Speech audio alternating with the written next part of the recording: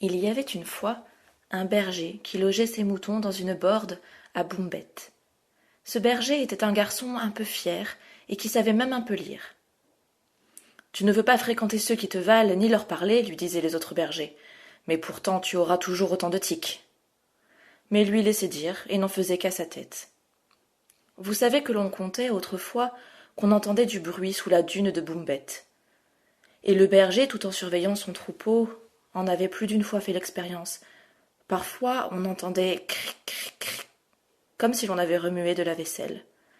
D'autres fois, il entendait comme de grands éclats de rire, ou comme le bruit de pas de gens qui se seraient promenés sur la liosse.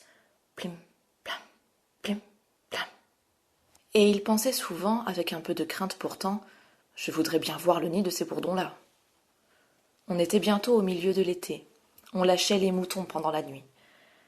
Un soir, le berger arrive à la borde, et une fois le troupeau dehors, il va s'asseoir au sommet de la dune. Là, il tire un livre de son sac, et il se met à lire. Et de lire, et de lire, et de lire. Et par moments, il jetait un coup d'œil aux astres. Au bout d'un moment, vers minuit, la dune s'ouvre par le milieu, juste devant lui. Et il entend une femme. « Petite, disait-elle, va voir ce qui se passe sur la dune. » Une petite fille monta.